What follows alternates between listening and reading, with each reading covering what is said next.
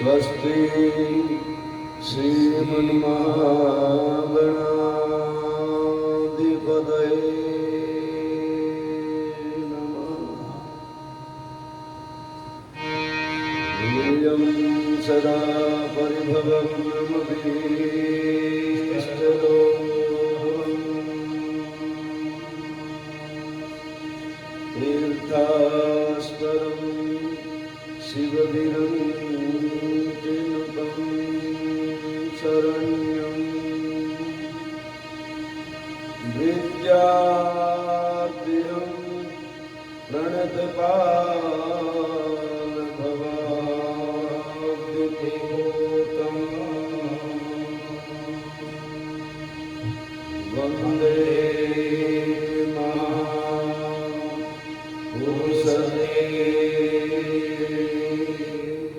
चरणारविन्दं वंशे विभूषितकरा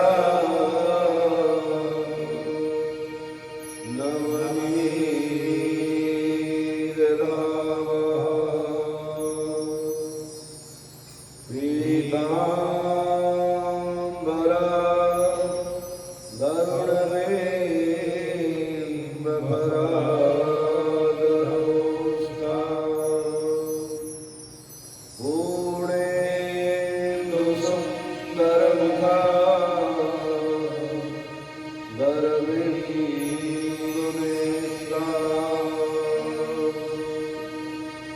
कृष्णा परम किमपिता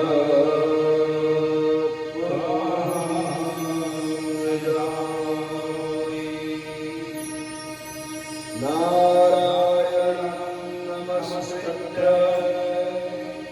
नरं चैव नरोत्तमं देवीं सरस्वती व्यासं ततो जयमुदीरये।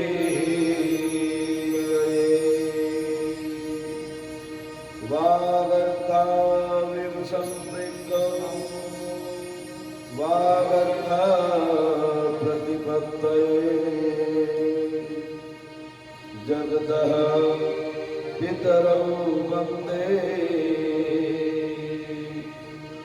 पार्वती परमेश्वरौ।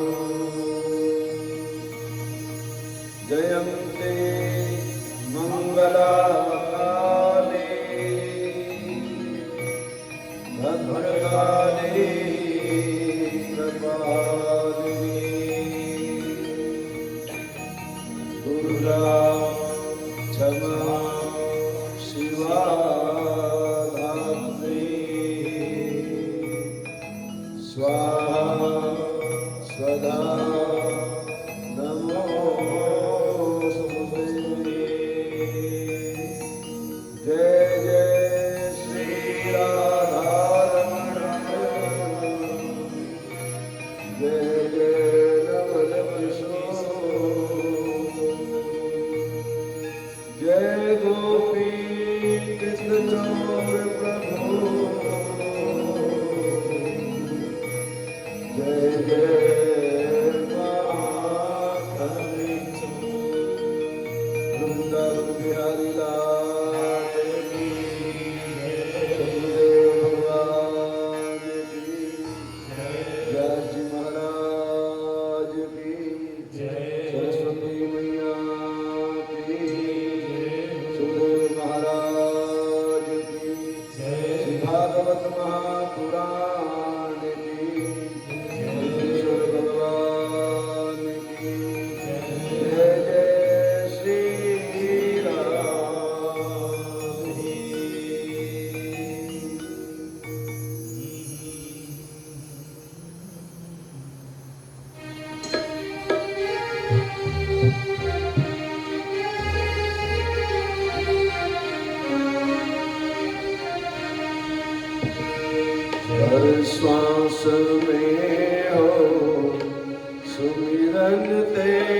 तेरा यूं बीत जाए जीवन मेरा। हर सांस में हो सुमिरन तेरा, यूं बीते जाए जीवन मेरा। हर श्वास में हो सुमिरन तेरा यूं बीत जाए जीवन मेरा।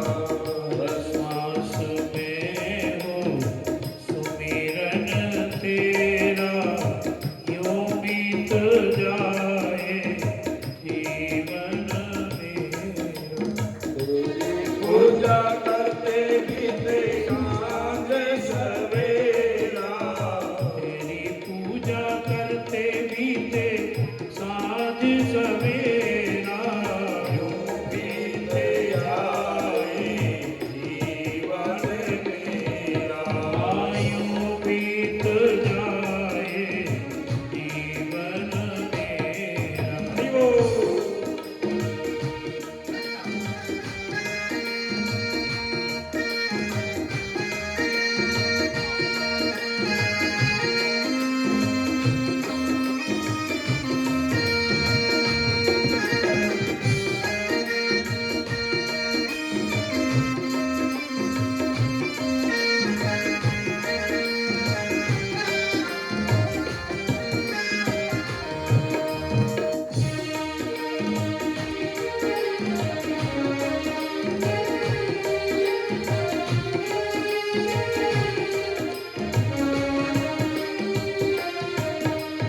नैनों की खिड़की से तुमको पल पल में निहारूं।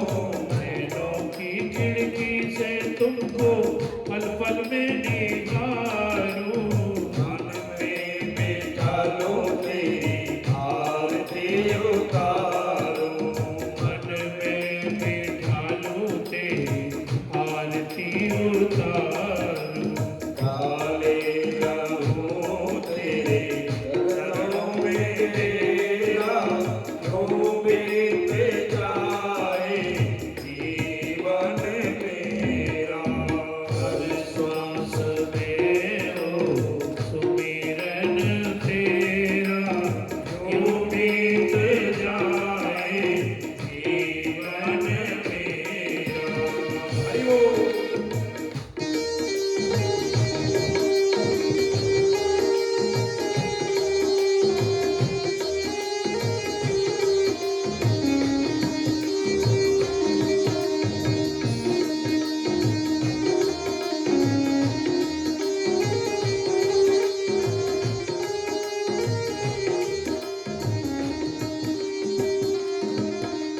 तुम्हें तेरा प्यारा हो तेरे दिल का प्यारा हो। वो भी तेरा प्यारा हो, वो मेरे दिल का प्यारा हो। मेरे सिर का ताज मेरी आँखों का तारा हो। मेरे सर का ताज मेरी आँखों का तारा हो। सब में निहारूं रूप सुनेरा यूं बीत जाए जीवन मेरा। हर श्वास में हो सुमिरन तेरा, यूं बीत जाए जीवन मेरा। हरि बोल।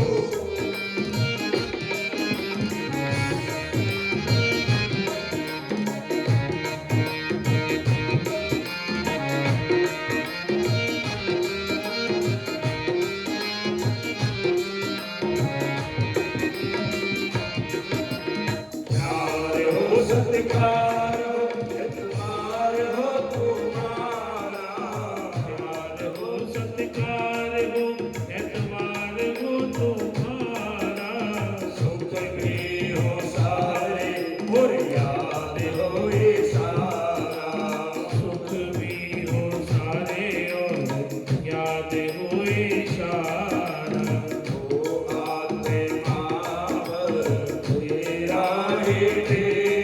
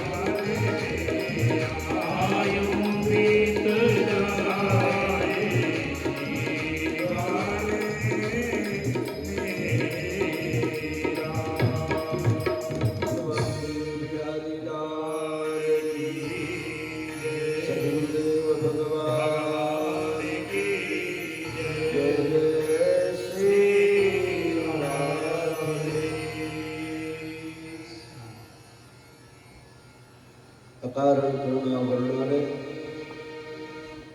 तड़ी तरह वंदित श्री कृष्णचंद्र भगवान की प्रतिमूर्ति श्रीमद् भागवत कथा के अंतर्गत आज सप्तम दिवस की पावन कथा। आज के हमारे मुख्य विराजमान भाई अनिल रहेजा जी और उनका परिवार, हमारे वैदिक ब्राह्मण, आपको और हमारे मुख्य विद्वान को व्यासपीठ से साधुवाद। हमारे गंधर्व विद्या के भाई सुरेंद्र तिवारी जी, आपको पूरी टीम को साधुवाद। भक्तिमती मातृशक्ति भक्तवरेण्य यूट्यूब चैनल के माध्यम से रिकॉर्ड की गई कथा को जो सुन पाते हैं, आप सबको भी व्यासपीठ से साधुवाद। जय श्री कृष्ण, जय श्री राधे, जय श्री राधे। आइए कथा में प्रवेश करते हैं। उस दीन बंधु दुभरता अविनाशी घट घट में विराजमान रहने वाले कृष्णचंद्र भगवान जी के चरणों में नमन करते हैं। सदगुरुदेव भगवान जी के चरणों में नमन करते हैं और उन पितृश्वर भगवान के चरणों में बार बार वंदन, उनका अभिनंदन, उनका शुक्राना करते हुए अब बोलो जय जय श्री राधे, जय जय श्री राधे। कल रुक्मिणी मंगल विवाह पे, वाह जी बहुत अच्छे थे। हाँ,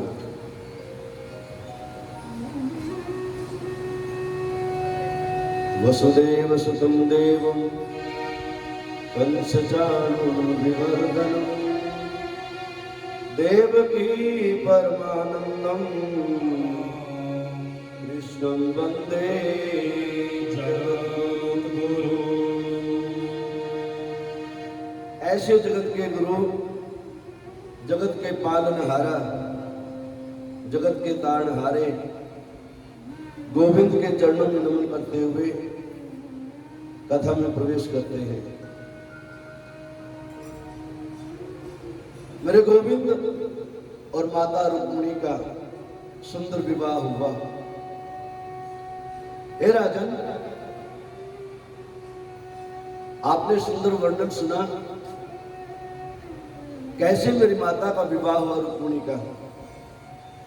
मेरे गोविंद पधार गए। एक तरफ तो शिशुपाल अपनी बारात को लेकर पहुंचा हुआ था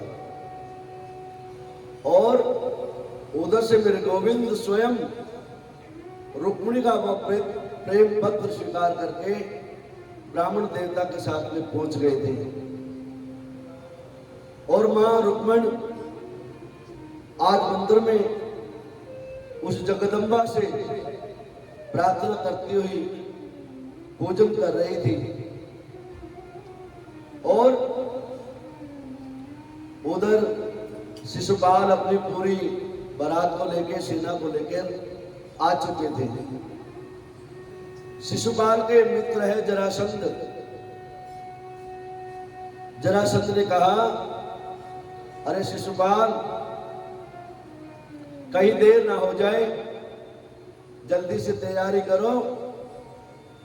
और हमने सुना है वो कान्हा, वो कलवा पहुंच चुका है। लेकिन शिशुपाल को अहम था, जीव को अहम होता है, जिसके अंदर काम क्रोध लोभ होता है उसको अहम होता है। और अहम का वहम मिटाने के लिए मेरे गोविंद सदा पहुंचे। मेरे गोविंद ने सुंदर अवसर जान करके उस माता गौरा के मंदिर में प्रवेश किया, सामने प्रवेश किया और शिशुपाल ने अपने सैनिकों को भेज दिया, भैया किसी प्रकार की कोई अनहोनी ना हो जाए, इसलिए पूरे नगर को चारों तरफ से घेर लो। चारे सैनिकों ने नगर को चारों तरफ से घेर लिया और मेरे गोविंद रथ पे विराजमान होके आते हैं और मां इंतजार कर रही है, रुक्मिणी इंतजार कर रही है, मेरे गोविंद आए नहीं अभी तक। इंतजार की घड़ी बीतती जा रही है। और जैसे चारों तरफ भीड़ लगी हुई थी, मेरे गोविंद ने धीरे से अपना हाथ उठाया। हेलो देवी, इधर इधर इंतजार कर रही थी माता और भगवती से प्रार्थना कर रही थी। मनुजा ही राजो मिले सोवर सहज सुंदर सावरो करुणा निधान सुजान सेलो स्नेह जान करावरो। प्रार्थना कर रही थी और जब प्रार्थना स्वीकार हो गई, मेरे गोविंद ने हाथ उठा लिया। देवी चिंता मत करो, अब मैं आ गया हूं। और देर नहीं लगाई और शिशुपाल के सारे सैनिक इंतजार कर रहे थे कोई अनहोनी ना हो जाए। लेकिन जिसके ऊपर मेरे प्रभु का वर्त हस्त हो और जो स्वयं मेरे प्रभु की बारात या जब मेरे प्रभु की और रुक्मिणी माता की विदाई हो रही है, लेके जा रहे हैं, उस समय खड़ा होगा, वो जीव कोई पापी तो नहीं होगा, कितना ही पापी क्यों ना होगा, लेकिन मेरे प्रभु की बारात में, मेरी रुक्मिणी माता की बारात में उनकी विदाई के समय खड़ा हुआ है, उनकी उस लीला को देखने के खड़ा हुआ है।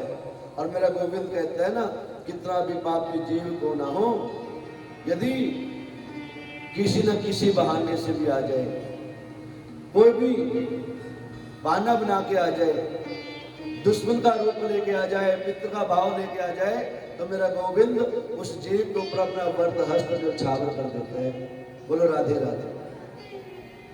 मेरे गोविंद ने धीरे से कदम ताल आगे बढ़ाई।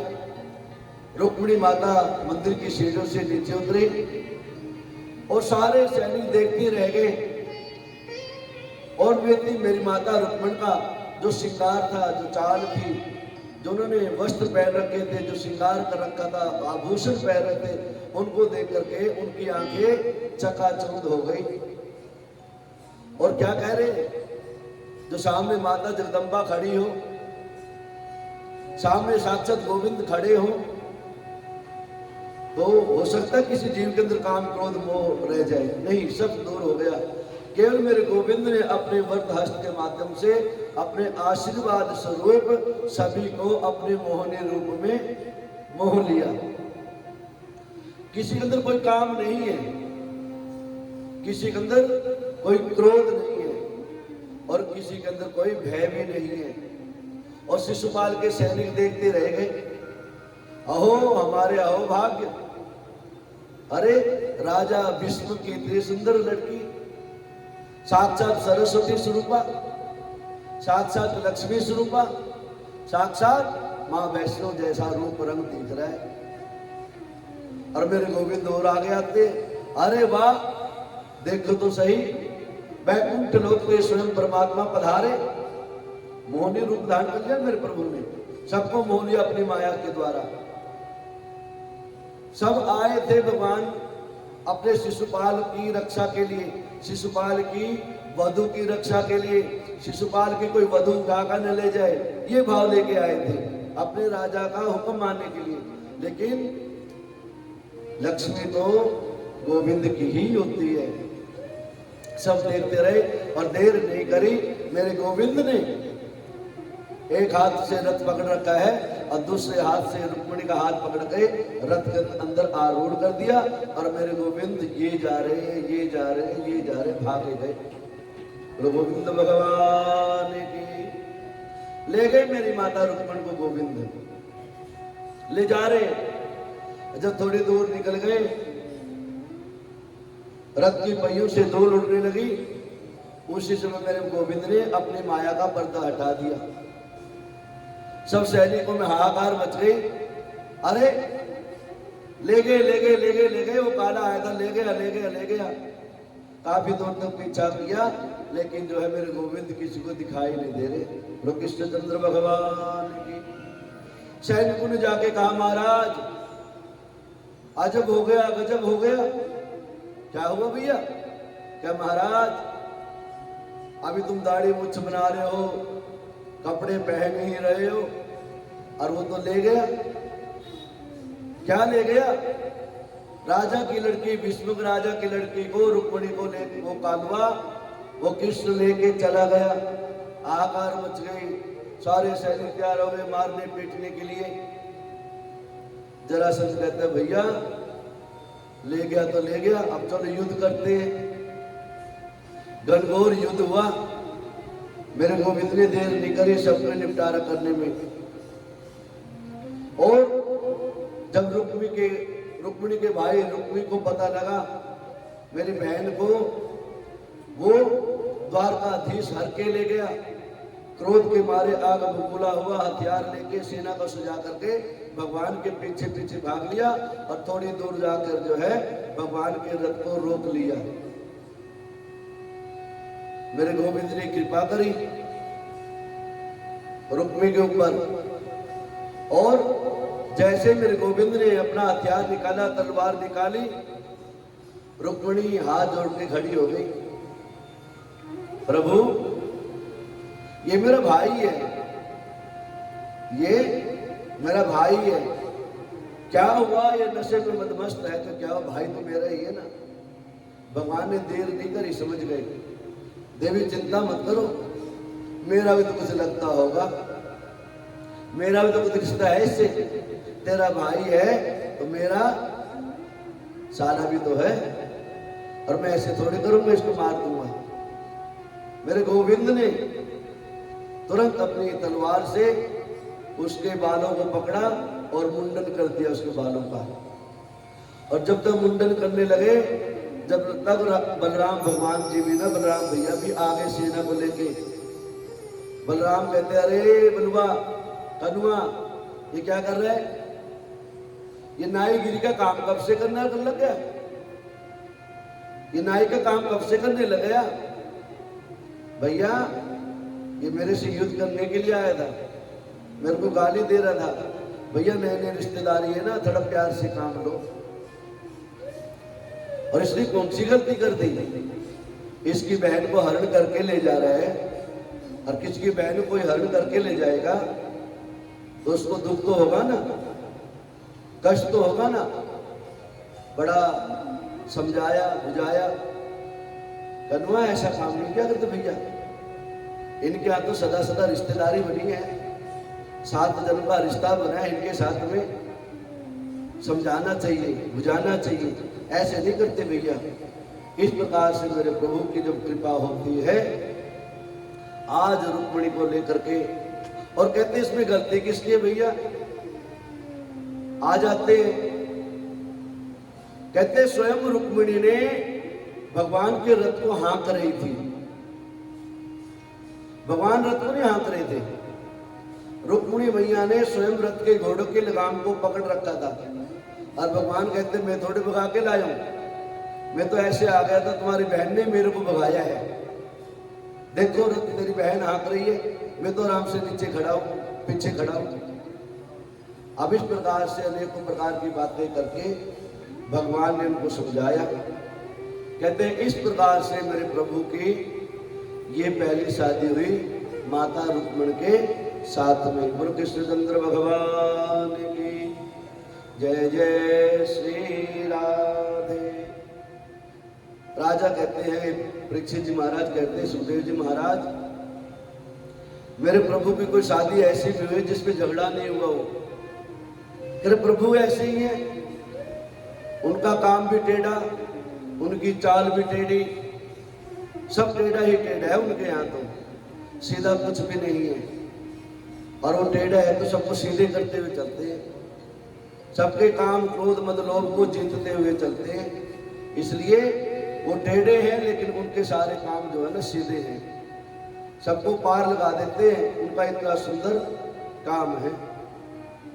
अब इस प्रकार से मेरे प्रभु आज सुंदर व्यवस्था करके वापस जा रहे हैं द्वारका नगरी में, और द्वारका नगरी में मेरे गोविंद का बड़ा भारी उत्सव हुआ, माता रुक्मिणी का बहुत स्वागत हुआ, आनंद से रहने लग गए। समय व्यतीत हुआ, कुछ देर दिनों के बाद में राजा कह रहे हैं महाराज, हे सुखदेव जी महाराज, हमने तो सुना है मेरे गोविंद के 16,108 विवाह हुए, 8 विवाह तो ऐसे हुए कि जिनकी चर्चा हम सुनते हैं उन विवाह में युद्ध ही हुआ, झगड़ा ही झगड़ा हुआ। कहते हैं महाराज इस प्रकार से आगे की कथा सुनाते हैं कैसे कैसे विवाह होते मेरे प्रभु को। गुरु गोविंद भगवान की जय जय श्री राधे। कहते इस प्रकार से जब आगे कथा चलती है मेरे भगवान जी आगे की लीला रचते हैं। मेरे भगवान जी का आगे का विवाह हुआ जाम्बवती और सत्यभामा से। उनके विवाह में बड़ी अजीबोगरीब घटनाएं घटी। मेरे भगवान को युद्ध करने पड़े, तब कहीं जाके उनसे विवाह हुआ। मेरे गोविंद का कोई ऐसा विवाह ही नहीं हुआ जिसके अंदर भगवान को युद्ध ना करना पड़ो, झगड़ा ना करना पड़ा हो। कहते इस प्रकार से एक राजा हुए जामवंत जी और सत्राजित नाम के राजा हुए। उनके पास एक मणि थी, सेमंतक मणि, जो 8 भार सोना प्रतिदिन दिया करती थी। और एक राजा का भाई था, उस मणि को लेके एक दिन शिकार खेलने के लिए चले गए। और शिकार खेलते खेलते जंगल में कब सत्राजित के भाई को हिंसक पशु ने मार दिया। और उससे पहले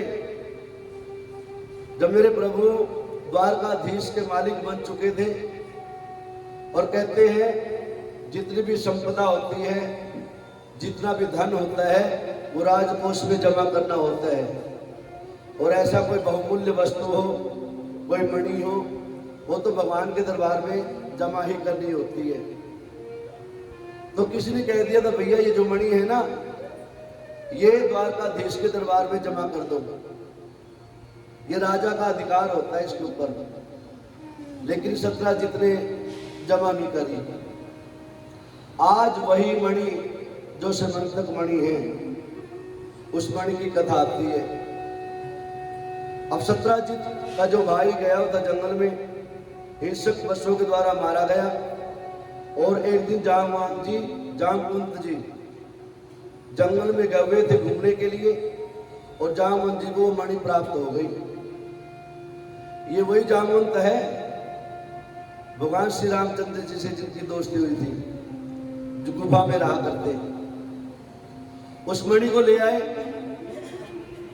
और जामवंत ने उस मणि को अपनी पुत्री जामवती को दे दिया। और जामवती उस मणि से हर रोज खेला करती थी, आनंद लिया करती थी। अब चर्चा चली भी किसी न किसी कारणवश हो सकता है द्वारकाधीश ने ही सत्राजित के भाई को मार दिया हो मणि के चक्कर में। ये चर्चा उड़ चली और थोड़ी छोटी सी बात जो है बड़ी जल्दी हवा का रूप धारण कर लेती है। चारों तरफ चर्चा फैल गई। भाई पहले कपड़े चोरी किया करता था, माखन चोरी किया करता था, अब तो द्वारकाधीश बन गया, अब भी चोरी करना नहीं भूला। और हो सकता है वो मणि कृष्ण भगवान ने ही ले ली हो अपने सैनिकों के द्वारा, और मेरे भाई को मार दिया गया। ये चर्चा उड़ गई। अब भगवान ने देखा बिना कारण ही मेरे ऊपर लांछन लग गया।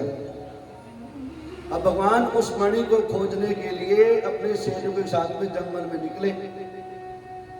और जंगल में निकलते निकलते जब पहुंच गए जंगल में, तो वहां पर देखते हैं कि एक गुफा है।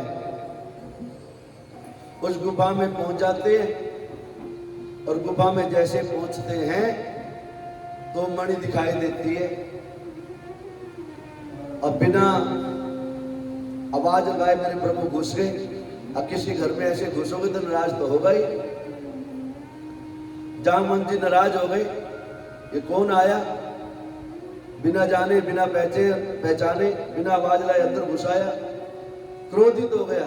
लेकिन मेरे प्रभु ने जब समंतक नाम की मणि को देखा तो विश्वास हो गया ये वही मणि है जिसके कारण से मेरे को लांछन लग रहे हैं। भगवान ने कहा भैया ये मणि कहां से प्राप्त हुई? महाराज ऐसे ऐसे मैं जंगल में गया हुआ था और मैंने एक सिंह के द्वारा मरा हुआ कोई जीव देखा, सिंह के द्वारा मरा हुआ कोई जीव देखा और उसके पास में ये मणि पड़ी हुई थी और मैं ये मणि लेकर के आ गया और मेरी कन्या को पसंद आ गई और मेरी कन्या जो इस मणि को देख करके रात दिन खेलती रहती है, आनंद से रहती है। बोलो कृष्णचंद्र भगवान की। इस प्रकार से मेरे प्रभु कहते हैं भैया ये मणि हमारे को दे दो। अब जामवंत जी कहते महाराज मणि तो मैं दे दूं लेकिन इस मणि पे अधिकार मेरी कन्या का है, मेरी पुत्री का है और मेरी पुत्री इस मणि से बहुत प्यार करती है। महाराज आपको मणि चाहिए तो मेरे से युद्ध भी करना पड़ेगा। युद्ध की भी चर्चा है यहाँ पर।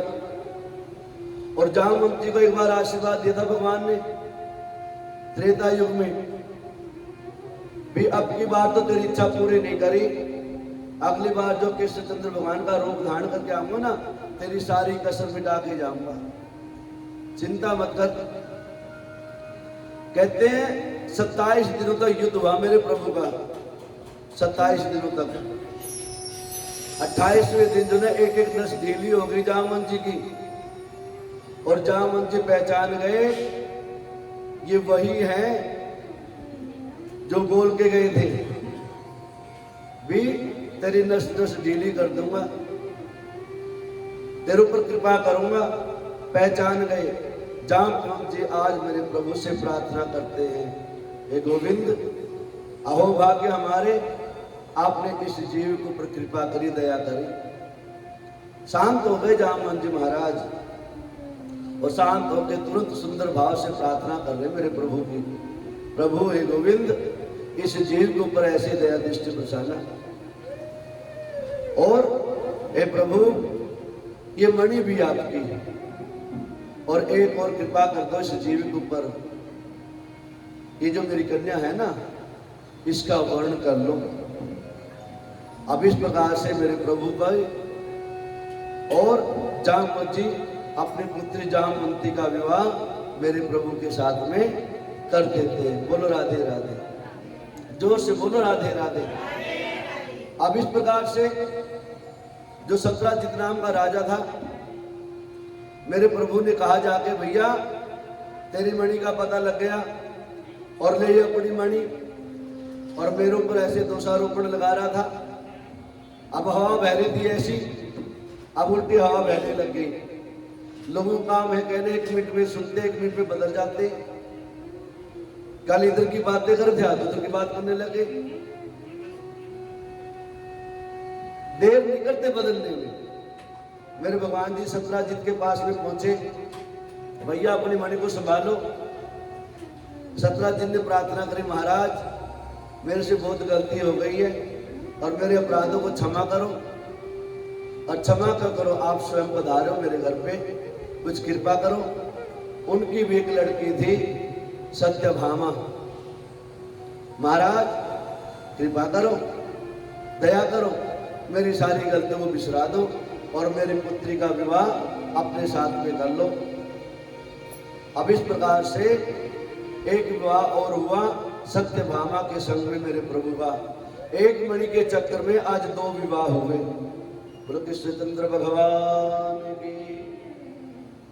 अब इस प्रकार से मेरे प्रभु सुखदेव जी महाराज कह रहे हैं हे राजन सभी विवाह में मेरे प्रभु का झगड़ा हुआ लेकिन भक्तों का कल्याण किया मेरे प्रभु ने हर जगह। आगे बताते हैं कहते हैं भगवान के अन्य विवाह भी हुए। कहते हैं एक दिन भगवान अपने सखाओं से मिलने के लिए इंद्रप्रस्थ आ गए। इंद्रप्रस्थ मैंने दिल्ली, दिल्ली को बोलते हैं इंद्रप्रस्थ। अपने मित्र सखा अर्जुन को लेकर के कहते हैं अर्जुन चलो आज यमुना जी के किनारे घूम के आते हैं। अर्जुन कहते हैं माधव चलो, आज एक जीव के ऊपर फिर कृपा करें मेरे गोविंद। जैसे यमुना के किनारे घूमने लगे, आज तो घूमने की जगह नहीं है यमुना जी में, किनारे पे सब नाले नाले बह रहे हैं। पहले तो यमुना महारानी कलरव करते बहती रहती थी, बोलो यमुना महारानी की जय। अब वहां एक कन्या तपस्या कर रही थी बैठी हुई। मेरे गोविंद कहते हैं अरे अर्जुन देख तो सही ये कन्या क्या मांग रही है, अकेली बैठी यमुना के किनारे, किसका जाप कर रही है, किसको पुकार रही है, किसका तप कर रही है, किसको पुकार रही है। प्रभु अभी पहुंचा मैं, अर्जुन पहुंचे वहां पर। देवी आंखें खोलो, कौन हो,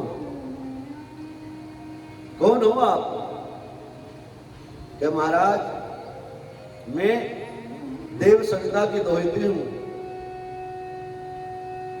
और मैं भगवान मधुसूदन को पति रूप में पाने के लिए तपस्या कर रही हूं।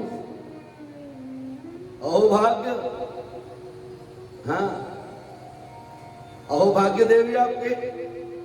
और मेरे गोविंद के पास पहुंचे अर्जुन, महाराज अहोभाग्य, जरा आपको पाने के लिए तो बड़े बड़े तपस्या कर रहे हैं। और कहते महाराज आपका बृहस्पति बहुत उच्च का है, बृहस्पति भगवान की कृपा है, जिसके ऊपर बृहस्पति की कृपा होती है ना उसको एक गिफ्ट भी मिल जाती है। क्या बोलते हैं 1 by 1 होता है ना, वो मिल जाती है। या तो 1 नहीं, 2 नहीं, 3 नहीं, 4 नहीं, 5 नहीं, 6 नहीं, 7 नहीं, हजारों लाखों 16,108। महाराज आपका सूर्य बृहस्पति बहुत अच्छा है, आपको ही पुकार रही है, आपका ही चिंतन कर रही है। कह चले फिर, कह चलो महाराज। पहुंच गए। देवी मांगो, मांगना क्या महाराज, मांग में सिंदूर भर दो और आपकी सदा सदा के लिए आपकी होगी। अब बोलो राधे राधे। अब जो है इस प्रकार से कालिंदी नाम की भी वो कन्या मेरे प्रभु का वर्ण कर बैठी। अब ऐसे आगे चलते एक मित्रविंदा नाम के राजा हुए, उन्होंने भी स्वयंवर रचवा रखा था। ऐसे ऐसे स्वयंवर रचाए करते थे, मछली की आंखों में तीर का निशाना लगाओ, चलते घूमते चक्कर में लगा निशाना लगा करके। और मेरे गोविंद के सामने क्या निशाना, राजा का अभिमान दूर किया। मेरे गोविंद ने मित्रविंदा से शादी करी, उसको भी अपने साथ में ले आए। बोलो राधे राधे। अब इस प्रकार से सुखदेव जी महाराज कहते हैं राजन मेरे प्रभु ऐसी कृपा कर रहे हैं। क्या महाराज और किसके ऊपर कृपा करें वो भी बता दो। कहते हैं एक नग्नजीत नाम के राजा हुए, उन्होंने भी प्रभु को प्रार्थना करी और उनकी एक कन्या थी सत्या, सत्यभामा जिसे बोले करते थे सत्या। सत्यभामा तो आ गया, पहले आ चुकी सत्या थी। उन्होंने भी प्रार्थना करी प्रभु से, यदि मेरे को पति रूप में कोई प्राप्त हो तो सामरा ही प्राप्त हो, अर्थात मैं अविवाहित ही रह जाऊं। आज मेरे प्रभु ने उसके ऊपर भी कृपा करी। अब बोलो राधे राधे। एक श्रुतकृति हुई, वसुदेव जी की बहन थी श्रुतकृति, और उनकी कन्या का नाम था लक्ष्मणा। अब वो भी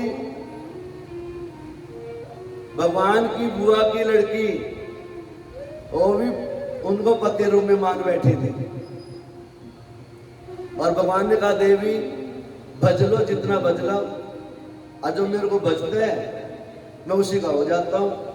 भगवान ने कृपा करी, उसका भी वर्ण किया। बोलो राधे राधे। अब इस प्रकार से मेरे भगवान के यहाँ आते आते जो है ना 8 पटरानियां बताई है, 8 विवाह हुए। बोलो राधे राधे। कितने विवाह हो गए? 8। ये हुई मेरे भगवान की 8 महारानी। पटरानी। और कहते हैं उधर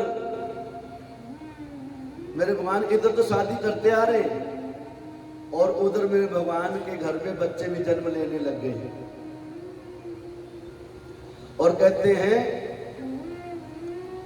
जब तक मेरे भगवान 8 विवाह करते जा रहे हैं, पीछे से बच्चों की उत्पत्ति भी होती जा रही है। मेरे प्रभु के घर में एक प्रद्युम्न नाम के पुत्र जन्म लिए।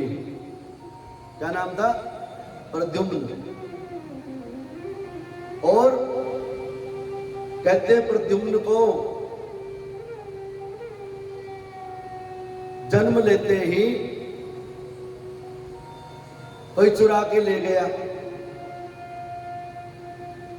क्रोधवश। और जब चुरा के ले गया बच्चे को, छोटे से बच्चे को, उसने उसको पानी में फेंक दिया। पानी में फेंक दिया तो किसी मछली के मुख में चले गए। और जब मछली के मुख में चले गए, मछली पकड़ने वाले मछुआरे उसको लेकर के एक राजा हुए उसके घर में ले आए। उस राजा के घर में देखा कि जब मछुआरों ने मछली का पेट काटा तो उसमें से एक जीव की उत्पत्ति हुई जिसको प्रद्युम्न कहा जाता है। अब इस प्रकार से आगे कथा बढ़ती है। वो राजा के घर में पलने और फूटने लग गया। और आपने कथा सुनी हो, पहले कामदेव जी थे और रति महारानी थी कामदेव की पत्नी। मेरे गोविंद ने, मेरे देवादिदेव महादेव ने आशीर्वाद दिया था और कामदेव को भस्म किया था एक समय में। भस्म कर दिया मेरे भोले ने। और रति महारानी कामदेव की पत्नी प्रार्थना कर रही थी, महाराज मैं तो सदा सदा के इसके साथ में रहने वाली हूं। तो उस समय में मेरे शंकर भगवान ने आशीर्वाद दिया था कि ये कामदेव द्वापर युग में भगवान कृष्ण जी का अवतार होगा और भगवान कृष्ण के पहले पुत्र के रूप में कामदेव ही अवतार लेकर के आएंगे और तुम्हें पति रूप में जो है प्राप्त होंगे। अब बोलो राधे राधे। अब इस प्रकार से वो जो प्रद्युम्न का जन्म हुआ और जिस महल में रहने लगा वो संबरासुर नाम का राजा था, उसके घर में रहने लगे और धीरे धीरे बड़ा होने लगा। और रति महारानी रूप धारण करके उस राजा के महल में रहने लग गई, सेवक का बनके, नौकरानी बनके। रति महारानी कामदेव जी की पत्नी और उस जीव की रक्षा करने लगी, उसको पुष्पित और पल्वित करने लगी, उसकी सेवा करने लगी। अब इस प्रकार से कहते हैं आगे कथा चलते चलते क्या होता है। जब मेरे गोविंद को पता लगा, नारद आदि ऋषियों के द्वारा बताया गया कि आपका पुत्र, आप तो दुनियादारी में लगे रहते हो, क्या क्या होता है घर में पता ही नहीं लगता। जन्म लेते ही आपके पुत्र को उठा के ले गया था, आप तो समझ बैठे कि मर गया। नहीं, वो तो उस दुष्ट राक्षस के घर में पुष्पित और पल्वित हो रहा है। और एक दिन रति महारानी कामदेव की पत्नी उसको जब सेवा कर रही थी प्रद्युम्न की, और सेवा करते करते उसकी आंखों से आंसू आ गए, आंसू आने लगे और उसका लाड प्यार करने लगी। और ऐसा लगा प्रद्युम्न को, हो सकता है इसके मन के अंदर कोई काम इच्छा हो, क्योंकि माँ का काम करने का, प्यार करने का ढंग अलग होता है और प्रेमिका का ढंग प्यार करने का अलग ही होता है। अब प्रद्युम्न ने पूछा, देवी आप एक तरह तो मेरे को बेटे के समान पालन पोषण कर रही हो, और दूसरी बातों से पता लगता है, आपके शरीर को देख के पता लगता है कि आप बेटा नहीं मानते, मेरे को और कुछ मान रही हो। आज कहते महाराज पहचानो आप मेरे को, पहचानो मेरे को। उस समय की बातें याद आई। महाराज देवादि महादेव ने आपको भस्म कर दिया था। अभिमान के कारण मैं कामदेव हूं, भगवान को भी जीत लूंगा, लेकिन कामदेव को आपको भगवान ने भस्म कर दिया था, लेकिन आशीर्वाद दिया था कि आपको द्वापर युग में प्राप्त होऊंगा मैं। सारी बातें पहचान गए। अब वो आनंद से रहने लगे, खूब आनंद से रह रहे हैं। अब ऋषियों के द्वारा पता लगा भगवान श्री कृष्ण उस दैत्य से युद्ध करने के लिए और अपने पुत्र को प्राप्त करने के लिए वहां पर आ जाते सेना को सजा करके। बोलो राधे राधे। इस प्रकार के सेना सजा के तैयार हो गए और युद्ध करने के लिए तैयार हो गए। लेकिन उस राजा को एक वरदान था देवादिदेव महादेव का, भी जब कभी भी तेरे से कोई युद्ध करने आएगा तेरे को मैं युद्ध में हारने नहीं दूंगा। परम भक्ता मेरे देवादिदेव महादेव का हूं। अब इस प्रकार से मेरे गोविंद युद्ध करने के लिए चले और सत्यभामा भी साथ में थी युद्ध करने जब गई। घोर युद्ध हुआ, लेकिन मेरे भोले बाबा सामने खड़े थे। जब तक भोले सामने खड़े हो कोई युद्ध कैसे जीत सकता है। मेरे गोविंद ने प्रार्थना करी, महादेव आप कैसे पहुंचे यहां पर। कहते ये मेरा परम भक्त है, ये जो राजा है ये मेरा परम भक्त है और मैंने इसको वरदान दे रखा है, जब तक मैं हूं ना तेरा बाल भी बांका नहीं कोई कर सकता। बोलो राधे राधे। आने रे आवाज।